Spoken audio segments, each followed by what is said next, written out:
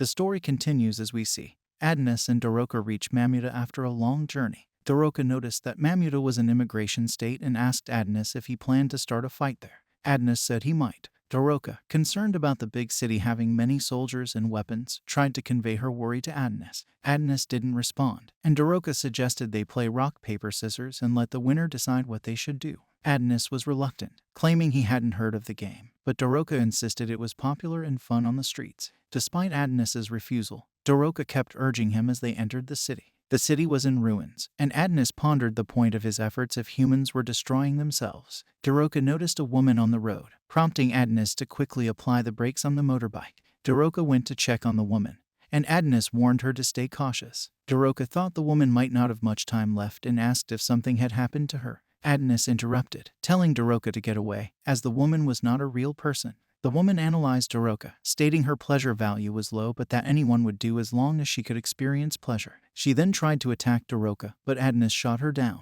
After the encounter, Adnes helped Doroka up and explained that the woman was a Madao, a mechanical doll used for human entertainment. They heard sounds of marauders coming from a building, prompting Adnes to go inside and instruct Doroka to wait outside. Doroka wanted to join Adnes as he entered the building, but he asked her not to act without his permission. He told her to stay put if she didn't want to be left behind and instructed her to shout if anything happened.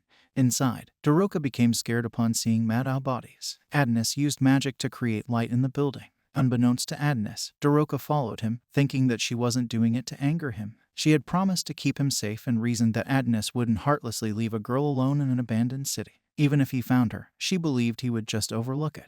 Doroka then recalled Adnes leaving her in the wastelands, understanding it was to keep her out of trouble. Although Adnes was intimidating when angry, he had never harmed her before. Doroka remembered their first meeting when Adnes did hurt her. Adnes found Doroka, expressing anger for her disobedience and questioning if she took him seriously. Doroka apologized, explaining that she thought it was better for them to stick together. She claimed to carry their bag as an excuse. Adnes acknowledged the logic and allowed her to do as she pleased but cautioned her not to hinder him. Together, Adnes and Doroka explored the building, and they heard voices of Madaos coming from a room. Adnes remarked that the room smelled like death, and upon entering, he noticed Madaos engaging in disturbing activities with deceased individuals. Witnessing this, Adnes thought about the consuming nature of desire, realizing he didn't know Madaos could be created in such a way, almost like copies of humans. Notably, they were made in Radia. One of the Madaos expressed a desire for love and lamented her situation, crying.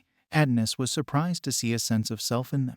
The Madaos questioned why they were made and programmed in such a manner, as they never asked for this kind of existence. In response, Adnes decided to end their suffering by shooting them. Gratefully, the Madaos thanked him. Meanwhile, two girls from the Suzu Special Espionage Unit Kunoichi crew, named 5 and 6, were on their way somewhere. They encountered sentries from Radia, prompting 6 to ask 5 what they should do. 5 confidently stated they would pass right through and handle the sentries. Together, the two girls skillfully took care of the guards and continued on their journey. Back in Mamuda, Adnes contemplated the world's capability to create various toys, including sex robots. He believed it was inevitable that pleasure-centric robots, designed solely for providing satisfaction, would be produced. Adnes expressed his disdain for humans, labeling them as scum. He then asked Doroka if she recognized the manacles they found. Doroka identified them as coming from the Radia concentration camp.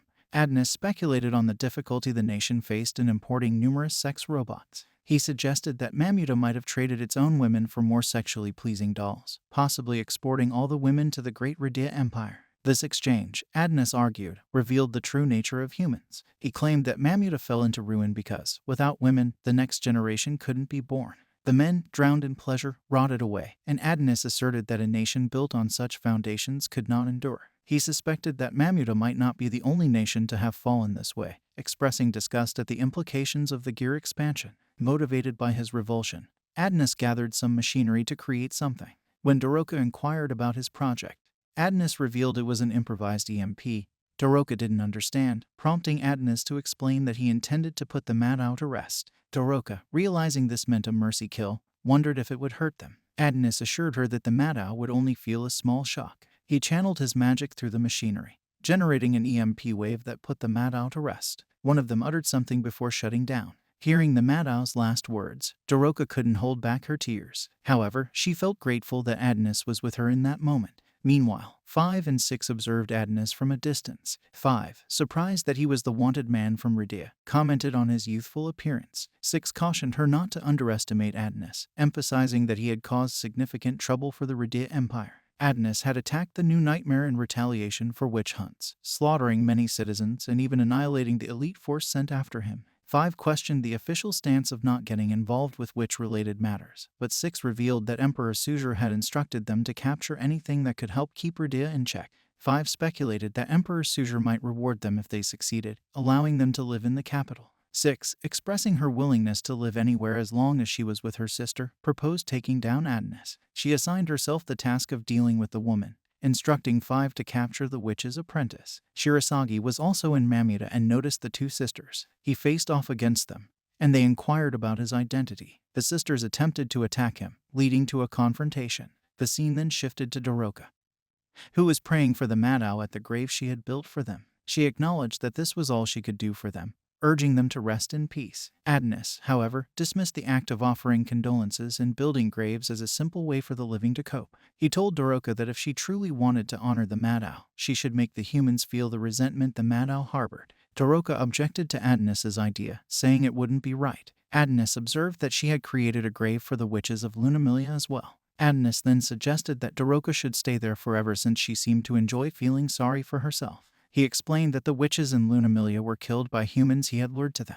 Adonis questioned why Doroka traveled with him. Knowing this, he told her it was her last chance to reconsider. In response, Doroka showed Adonis the dolls she had made earlier. She expressed her reluctance to blame or argue with him. Doroka explained that the witches had tried to use Adonis, manipulating him with their desire for magic items against humanity. They had abducted him and provoked him in an attempt to rescue Chloe, ultimately betraying him. Adonis apologized to Doroka, and she agreed that they should move on. Adonis then asked her to remove the dolls from her bag, to which Doroka replied that she was proud of them. Adonis, questioning her skills, noticed Shirasagi sitting on their bike. Doroka, curious about Shirasagi, asked him who he was. Adonis deemed him an enemy, and Shirasagi destroyed their bike. And we see that Shirasagi had killed both 5 and 6. Shirasagi introduced himself to Adonis and Doroka, stating that he was there for Adonis's head. Adonis expressed his readiness to finally engage in combat. This brings an end to our episode. If you enjoyed it, then don't forget to like, share, and subscribe. See you in the next video.